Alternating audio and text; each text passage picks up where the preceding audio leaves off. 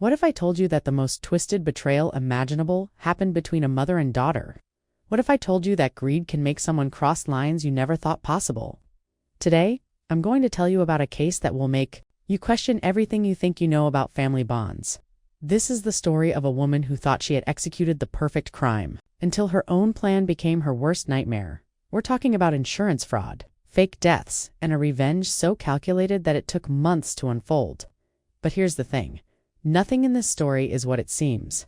Every twist will leave you speechless, and the ending. Well, let's just say karma has a very creative sense of justice. Before we dive into this absolutely insane story, make sure to hit that like button if you're ready to have your mind blown, and don't forget to subscribe, because trust me, you won't want to miss stories like this one. Ring that notification bell too, because once you hear what happened next, you'll want to be the first to know about our next shocking case, so buckle up, because what you're about to hear will stay with you long after this video ends. This is the story of how one woman's greed led to the most unexpected consequences imaginable, ... Let's single quotes S begin. Picture this. It's a rainy Tuesday morning in downtown Chicago, and Sarah Mitchell is sitting in the sterile waiting room of Metropolitan Life Insurance, clutching a manila folder that she believes contains her ticket to a completely new life. Inside that folder are death certificates, medical records, and funeral receipts, all the documentation needed to claim her deceased mother's $2.3 million life insurance policy.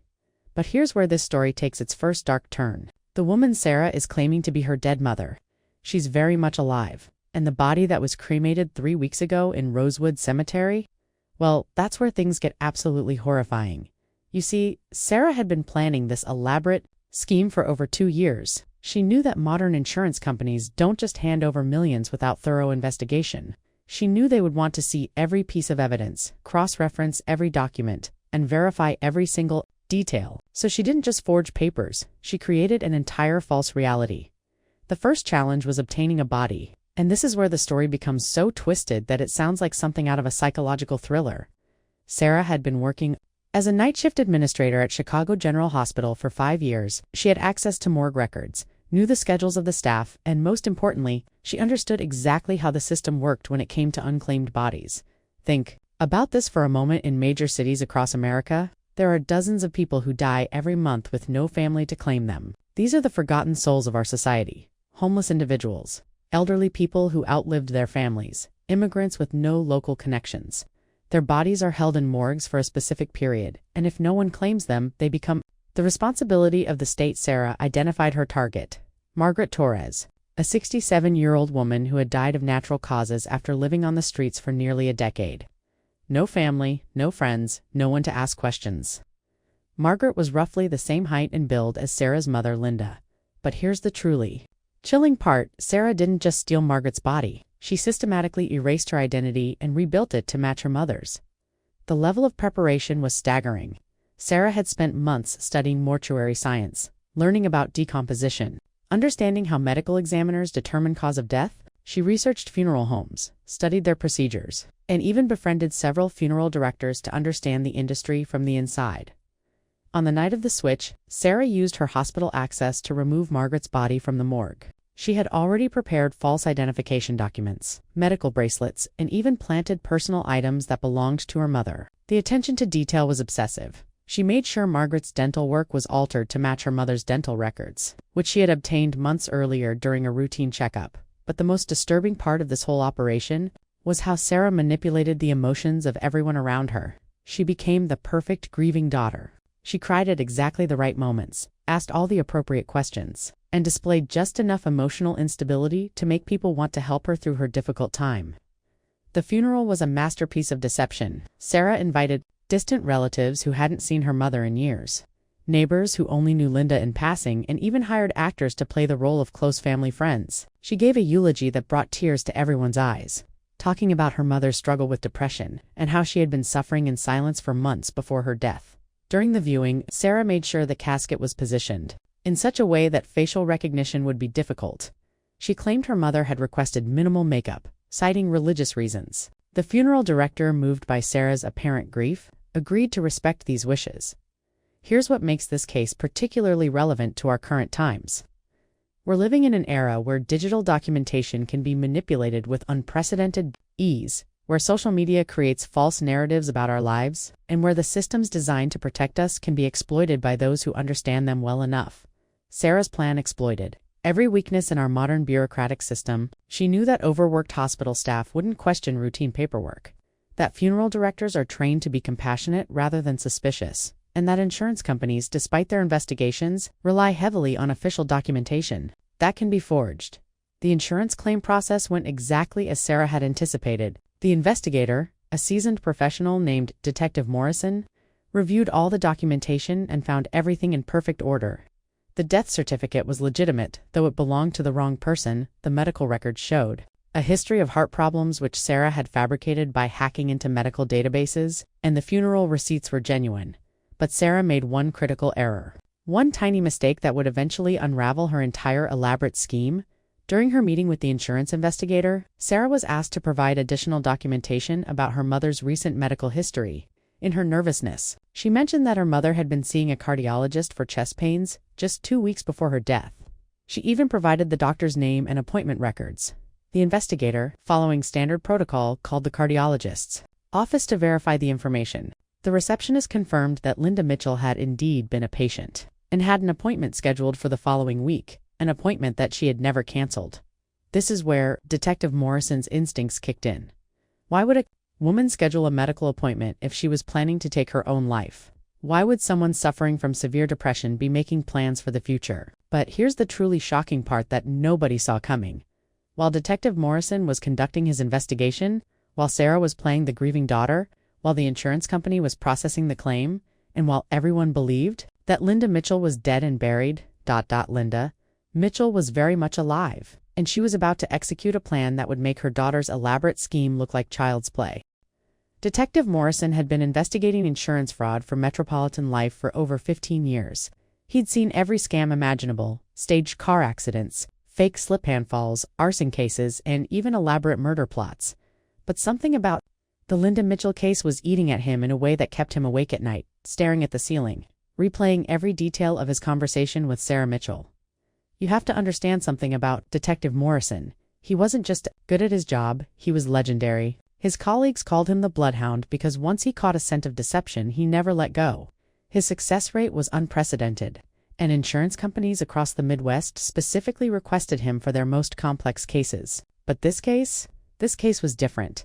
It started with something most people would consider insignificant. During his initial interview with Sarah, Morrison noticed she was wearing a distinctive diamond tennis bracelet. It was elegant, clearly expensive, and caught the light in a way that suggested it was of exceptional quality. Now, you might think, so what? A woman wearing jewelry? What's unusual about that? But Detective Morrison had been trained to notice details that others miss, and here's what bothered him. Sarah Mitchell was supposed to be struggling financially. According to her insurance claim, she was the sole caretaker for her deceased mother, had taken unpaid leave from work to care for her, and was now facing significant funeral expenses. Her bank records, which he had reviewed as part of the standard investigation, showed someone living paycheck to paycheck. So, where did a financially struggling hospital administrator get a $15,000 diamond bracelet? 3 days later, Morrison was driving past Rosewood Cemetery, not for any official reason, just because his route home took him that way. Call it fate, call it coincidence, but as he slowed for a red light, he spotted Sarah Mitchell kneeling at a graveside. Even from a distance, something caught his eye in the afternoon sunlight. She was wearing different jewelry. A pearl necklace that looked vintage, expensive, estate jewelry, the kind that gets passed down through generations. This is where more obsessive nature kicked into overdrive. That night, he went home and spread every piece of documentation from the Linda Mitchell case across his dining room table. He pulled out magnifying glasses, compared signatures, cross-referenced dates, and did something that would prove to be the breakthrough he needed. He started researching Linda Mitchell's personal history with the intensity of a forensic genealogist. What he discovered was fascinating. Linda Mitchell had been married 3 times. Her first husband, Richard Coleman, had died in 1987 and left her a substantial inheritance, including a collection of antique jewelry that had been in his family for generations. Her second husband, Thomas Mitchell, had been a successful businessman who had also left her well provided for when he passed in 2003. Her third marriage, to David Harrison, had ended in divorce in 2018, but according to court records, Linda had kept most of her personal assets. The jewelry collection was specifically mentioned in multiple legal documents. The diamond tennis bracelet, a gift from Richard Coleman for their 5th wedding anniversary. The pearl necklace, a family heirloom from Thomas Mitchell's grandmother. There were detailed photographs and appraisals for insurance purposes. Here's where Morrison's investigation took a turn that would make any true crime enthusiast's heart race. He started watching Sarah Mitchell now. Let me be clear. This wasn't official surveillance. This was Detective Morrison, consumed by a growing suspicion, spending his personal time trying to solve what he increasingly believed was an elaborate fraud. He would park outside Sarah's apartment building, follow her to the grocery store, observe her daily routines, and what he saw convinced him that his instincts were absolutely correct. Sarah Mitchell was living like someone who had recently come into money. She wasn't flashy about it. She was too smart for that. But the signs were there if you knew what to look for. She upgraded her car from a 10-year-old Honda Civic to a brand-new Toyota Camry. She moved from a studio apartment in a questionable neighborhood to a spacious one-bedroom in Lincoln Park. She started shopping at Whole Foods instead of the discount grocery store where Morrison had initially observed her. But it was the jewelry that became Morrison's obsession. Every time he saw Sarah, she was wearing different pieces. A ruby ring one day, diamond earrings the next, an ornate gold watch that looked like it belonged in a museum. And every single piece looked like something that would belong to an older woman with sophisticated taste and significant means. Morrison spent weeks researching jewelry, learning about estate pieces, studying auction records, and insurance appraisals. He became an expert on vintage jewelry styles, able to identify periods and approximate values just by looking at pieces. This knowledge would prove crucial to cracking the case. The breakthrough came during what seemed like a routine follow-up interview. Morrison had asked Sarah to come to his office to clarify some details about her mother's medical history. As she sat across from his desk, answering questions about her mother's supposed heart condition, Morrison noticed she was wearing a brooch that made his blood run cold. It was a 1920s Art Deco piece featuring sapphires and diamonds in an intricate, geometric pattern. Morrison recognized it immediately because he had spent hours studying the insurance. Photographs from Linda Mitchell's jewelry collection. This wasn't just any vintage brooch. This was a one-of-a-kind piece that had been custom-made by a Chicago jeweler for Linda's first husband's grandmother in 1924. But here's the thing that made Morrison's heart race, according to Sarah's story. Her mother had been cremated along with her personal effects. The jewelry should have been destroyed in the cremation process. So how was Sarah wearing a piece that should no longer exist? This is where Morrison made a decision that would define the rest of his career. Instead of confronting Sarah immediately, he decided to dig deeper. He contacted the funeral home and asked specific questions about what personal items had been left with the body during cremation. The funeral director, eager to be helpful, provided detailed records according to the funeral home's documentation. Linda Mitchell had been cremated wearing a simple gold wedding band and small diamond stud earrings. No mention of any elaborate jewelry collection. No tennis bracelet, no pearl necklace, no Art Deco brooch. Morrison's investigation now expanded beyond insurance fraud. He started questioning everything about Linda Mitchell's supposed death. He requested to see the original medical examiner's report, visited the hospital where Linda had supposedly died, and even drove to the crematorium to speak with the staff who had handled the body. What he discovered would shock even seasoned law enforcement professionals. The medical examiner who had signed Linda Mitchell's death certificate was Dr. Patricia Hendricks, a respected professional with over 20 years of experience. But when Morrison spoke with her, Dr. Hendricks had no memory of the case. This might seem normal. Medical examiners handled dozens of cases each month, but Dr. Hendricks kept meticulous personal notes, and there was no record of examining Linda Mitchell. The hospital records showed that Linda Mitchell had been pronounced dead at 3:47 a.m. on a Tuesday morning. But the attending physician who had supposedly made that pronouncement, Dr. James Rodriguez, was documented as being in surgery at that exact time, performing an emergency appendectomy that lasted until 6:15 a.m. The crematorium records showed that Linda Mitchell's body had been received and processed, but the staff member who had supposedly handled the case had quit his job the day after the cremation and moved out of state with no forwarding address. Every piece of documentation was technically correct, but when Morrison started looking at the human elements, the people who were supposed to have been directly involved, nothing added up. This is where the case becomes a perfect example of how our modern digital world can be manipulated by someone with enough knowledge and determination. Sarah had created a paper trail that would satisfy any standard investigation, but she couldn't control every human variable. She couldn't make Dr. Hendricks remember examining a body she'd never seen, couldn't place Dr. Rodriguez in two places at once, and couldn't prevent the crematorium employee from disappearing when he realized he'd been part of something illegal. But Morrison's most shocking discovery was yet to come. As he sat in his office late one evening, reviewing months of investigation notes, his phone rang. The caller ID showed a number he didn't recognize, but when he answered, the voice on the other end would change everything he thought he knew about the Linda Mitchell case. Detective Morrison. This is Linda Mitchell. I understand you've been looking for me. The phone call that Detective Morrison received at 11:47 p.m. on that cold Thursday evening would haunt him for the rest of his career. The voice on the other end was shaky, desperate, but unmistakably real. Linda Mitchell, the woman who was supposed to be dead and cremated, was calling him from what she described as the worst kind of prison you could imagine. "Detective Morrison," she whispered, her voice barely audible. "I don't have much time. She doesn't know I found this phone. I've been watching the news, reading about your investigation online." Morrison's hands were trembling as he grabbed his recording equipment. In 15 years of investigations, he had never experienced anything like this. "Mrs. Mitchell, where are you? Are you safe? Do you need immediate medical attention?" What Linda told him over the next 43 minutes would reshape everything. Morrison thought he knew about human cruelty and the lengths people will go to for money. The story begins 6 months earlier. On what Linda thought was going to be a pleasant evening with her daughter, Sarah had called her, sounding unusually emotional, saying she needed to talk about something important.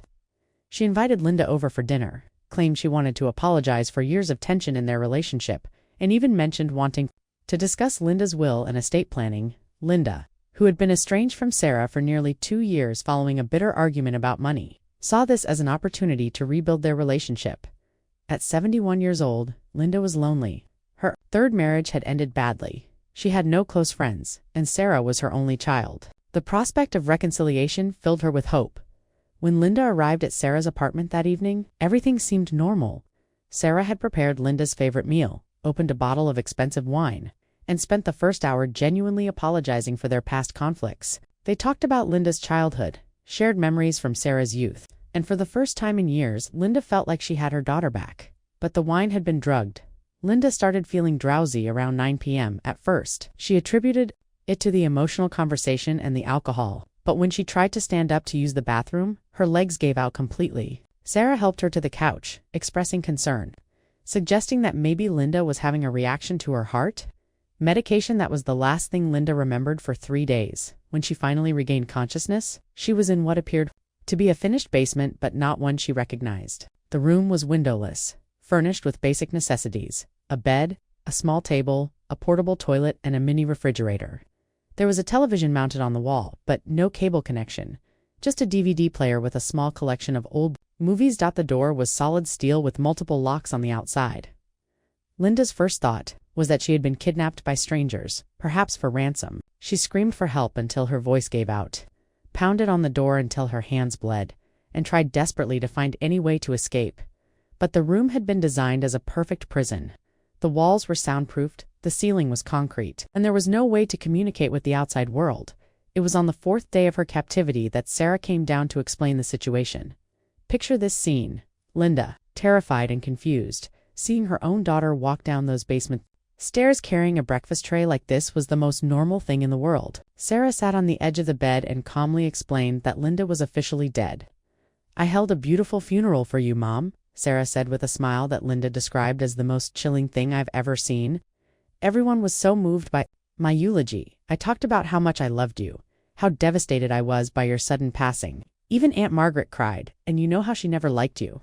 Sarah showed Linda newspaper clippings of her own obituary, photos from the funeral, and even the death certificate. She explained, in clinical detail, how she had orchestrated the entire elaborate scheme. She talked about stealing Margaret Torres's body, about forging medical records, about manipulating the insurance investigation. But here's the part that makes this case so psychologically disturbing.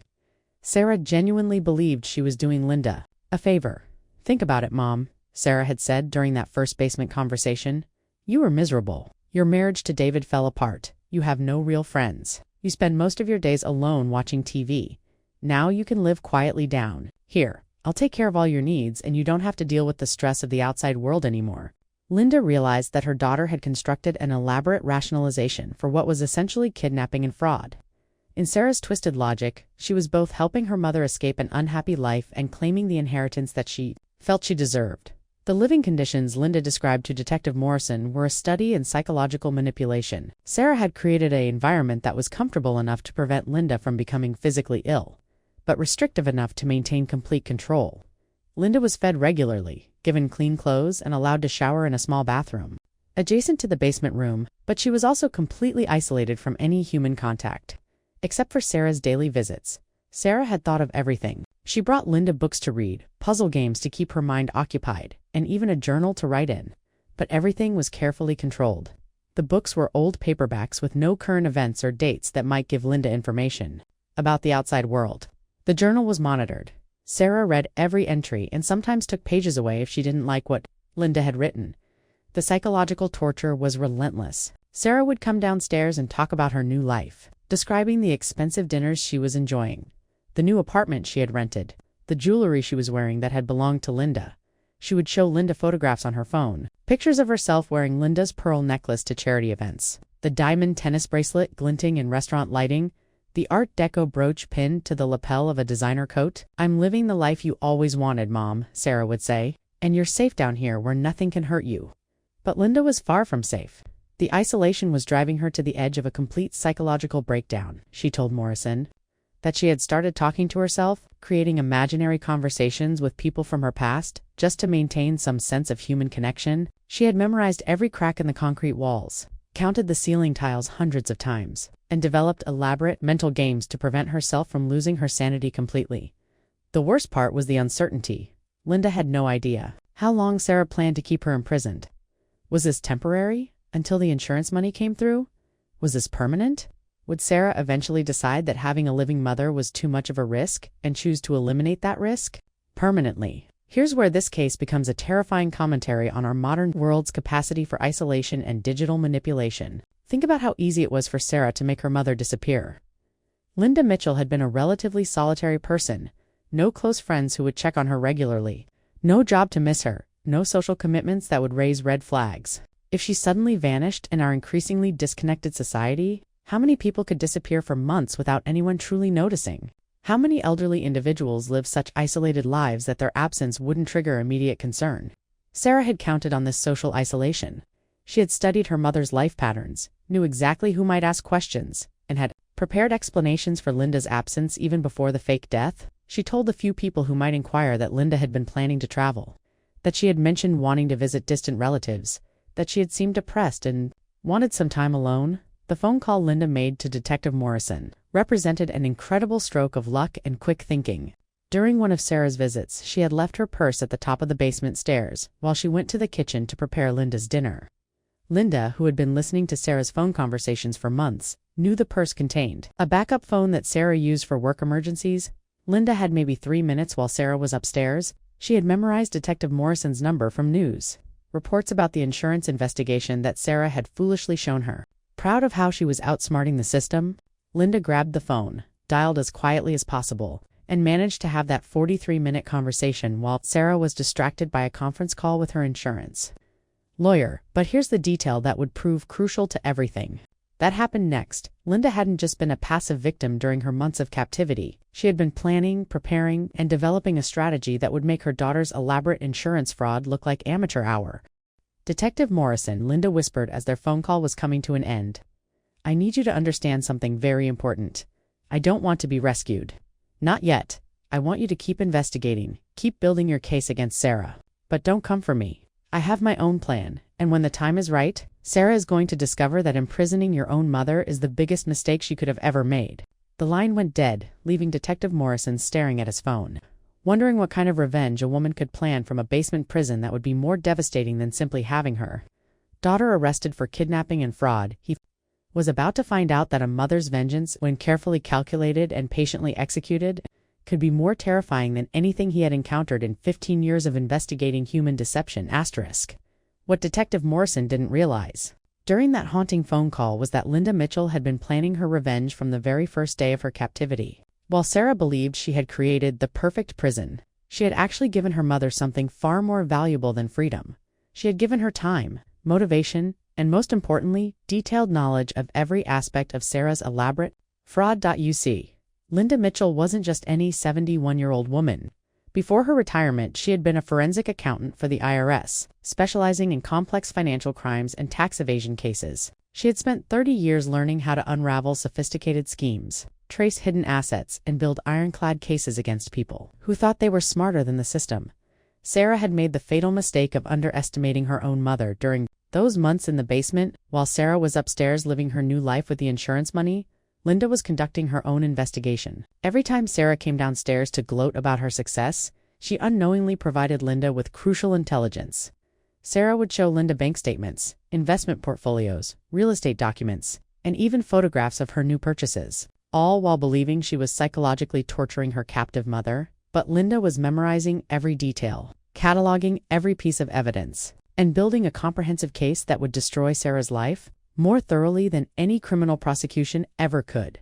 The journal that Sarah had given Linda, supposedly to help her pass time and maintain her mental health, became the foundation of Linda's revenge plan. But Linda wasn't writing about her feelings or her captivity. She was meticulously documenting every aspect of Sarah's fraud, creating a detailed timeline of events and developing a strategy that would expose not just the insurance fraud, but reveal the true depths of Sarah's criminal enterprise. Because here's what Sarah didn't know, and what she never suspected. Linda had been investigating her daughter's financial activities for over 2 years before the fake death scheme even began. It started when Linda noticed irregularities in her own bank accounts. Small amounts, $200 here, $500 there, that Sarah had been stealing using her position as Linda's healthcare proxy. Sarah had convinced Linda to give her financial power of attorney during a health scare in 2021, claiming it would make things easier if Linda was ever hospitalized again. Linda, being a forensic accountant, had immediately noticed the unauthorized transactions, but she had chosen not to confront Sarah directly. Instead, she had begun building a case, collecting evidence, and documenting every instance of theft. She had discovered that Sarah had been systematically draining her mother's accounts for years, had taken out credit cards in Linda's name, and had even forged Linda's signature on several loan applications. The fake death scheme wasn't Sarah's first major crime. It was simply the culmination of years of increasingly sophisticated fraud. During her captivity, Linda realized that Sarah's confession about the insurance fraud had given her the final pieces of evidence she needed to expose everything. But Linda's plan went far beyond simply getting Sarah arrested. She wanted to ensure that Sarah's entire life would collapse in the most public and devastating way possible. Linda's revenge strategy was brilliant in its simplicity and terrifying in its thoroughness. Phase 1 involved Detective Morrison, though he didn't realize he was being manipulated. Every piece of information Linda had provided during their phone call was carefully calculated to push Morrison's investigation in specific directions. Linda wanted Morrison to uncover the insurance fraud, but not too quickly, and not in a way that would lead to Sarah's immediate arrest. Instead, Linda guided Morrison toward building a comprehensive case that would expose not just the fake death scheme, but the years of financial crimes that had preceded it. She provided Morrison with specific details about Sarah's banking activities, told him exactly which documents to request, and even suggested particular witnesses to interview. Phase 2 involved Linda's extensive network of former colleagues and professional contacts. Even in captivity, Linda had found ways to communicate with the outside world beyond that single phone call to Morrison. The basement prison had an old landline phone that Sarah had disconnected, but Linda had managed to reconnect it during one of Sarah's extended absences. She had been making carefully timed calls to her former partners at the IRS, providing them with detailed information about Sarah's tax evasion and money laundering activities. But Phase 3 was where Linda's plan became truly diabolical. Linda had spent her entire career studying the psychology of financial criminals, and she understood that Sarah's greatest weakness was her need for recognition and status. Sarah had committed these crimes not just for money, but for the lifestyle and social position that money could provide. She wanted to be seen as successful, sophisticated, and admired by others. So Linda decided to give Sarah exactly what she wanted and then take it all away in the most public and humiliating manner possible. Using her extensive knowledge of Sarah's activities and her own professional connections, Linda began orchestrating a series of events that would elevate Sarah's social profile. Just as her criminal empire was about to collapse, Linda anonymously nominated Sarah for several prestigious awards, including a Young Professional of the Year recognition from the Chicago Business Association. She arranged for Sarah to be featured in a magazine article about successful women in healthcare administration. She even had Sarah invited to speak at a charity gala where she would be photographed with prominent community leaders. All of this was happening while Detective Morrison's investigation was building toward its climax, while the IRS was preparing their own case against Sarah, and while Linda was documenting every detail of Sarah's continuing criminal activities from her basement prison. The final phase of Linda's revenge involved something that Sarah never saw coming. Linda had been in contact with Margaret Torres's family. Remember Margaret Torres, the homeless woman whose body Sarah had used for the fake funeral? It turns out that Margaret wasn't as alone in the world as Sarah had believed. She had a sister, Maria, who had been searching for Margaret for months. Maria had hired a private investigator, filed missing person reports, and even contacted hospitals and morgues trying to find her sister. Linda had managed to connect with Maria through a victims' rights organization, and together they had been building a case that would charge Sarah not just with insurance fraud and kidnapping, but with desecration of human remains, identity theft of a deceased person, and conspiracy to commit numerous federal crimes. The complexity of Linda's revenge plan was staggering. She had orchestrated a scenario where Sarah would be arrested at the height of her newfound social prominence, in front of cameras and community leaders, charged with crimes so shocking that they would dominate local news coverage for weeks. But the most psychologically devastating part of Linda's revenge was still to come. On the night of the charity gala, as Sarah was posing for photographs and accepting congratulations for her professional achievements, Linda was putting the final touches on a surprise that would haunt Sarah. For the rest of her life, Linda had arranged 4 video screens throughout the gala venue to simultaneously display a recorded message. A message that would reveal not only that Linda Mitchell was alive, but would expose every detail of Sarah's crimes to the hundreds of prominent community members who had gathered to celebrate her success. The video began with Linda sitting in her basement prison, calmly explaining to the camera exactly what had happened to her. She displayed the concrete walls, the locked door, the makeshift bathroom, and the sparse furnishings that had been her world for 6 months. She held up Sarah's own photographs and documents, proving that Sarah had been showing off her mother's stolen jewelry and the insurance money she had fraudulently obtained. But the most damaging part of the video was Linda's detailed financial analysis of Sarah's criminal activities. Using her decades of forensic accounting experience, Linda had calculated that Sarah had stolen over $400,000 from various sources over the years, in addition to the $2.3 million insurance fraud. As the video played throughout the gala venue, Sarah watched her entire life collapse in real time. The community leaders who had been congratulating her moments before were now staring at her in horror. The photographers who had been taking pictures of her success were now documenting her complete humiliation. And then, as if on cue, Detective Morrison walked into the gala with a team of federal agents, carrying arrest warrants for charges that would put Sarah in prison for the rest of her life. The timing was perfect, the exposure was complete, and the revenge was more devastating than anything Sarah could have imagined when she first decided to imprison her own mother. But here's the final twist that makes this case so remarkable. Linda Mitchell never wanted the insurance money. Never. Wanted recognition for exposing Sarah's crimes, and never wanted public sympathy for her ordeal. What Linda wanted was something far more profound. She wanted to demonstrate that actions have consequences, that trust once broken can never be rebuilt, and that the love between a parent and child, when betrayed, can transform into something more powerful and terrifying than any criminal could ever anticipate. In our modern world, where family relationships are often strained by financial pressures, where elderly parents are sometimes seen as burdens rather than treasures, and where greed can corrupt even the most sacred bonds, Linda Mitchell's story serves as a stark reminder that the people we underestimate are often the ones capable of the most devastating responses. Sarah Mitchell is currently serving a 25-year federal prison sentence. She will be eligible for parole when she is 67 years old, the same age her mother was when Sarah decided to fake her death and imprison her in a basement.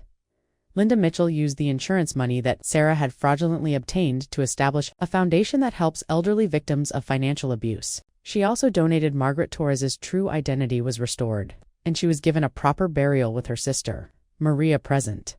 The case became a landmark in insurance fraud investigation and is now studied in law enforcement training programs. Across the country, Detective Morrison was promoted and now heads the Financial Crimes Division for the state of Illinois. And Linda Mitchell. She lives quietly in a small apartment in downtown Chicago, not far from the cemetery where her fake funeral was held 6 months before her daughter's arrest. She keeps a framed photograph on her kitchen table, not of Sarah, but of Margaret Torres, the forgotten woman whose stolen identity became the foundation of the most elaborate revenge plot in modern criminal history. If this story left you absolutely speechless, Make sure you hit that like button right now. And if you want to hear more incredible true crime stories that will keep you on the edge of your seat, don't forget to subscribe and ring that notification bell. Trust me, we have more shocking cases coming that will make this one look tame. By comparison, what did you think about Linda's revenge? Was it justified, or did she go too far? Let me know in the comments below. I read every single one and love hearing your thoughts on these incredible cases.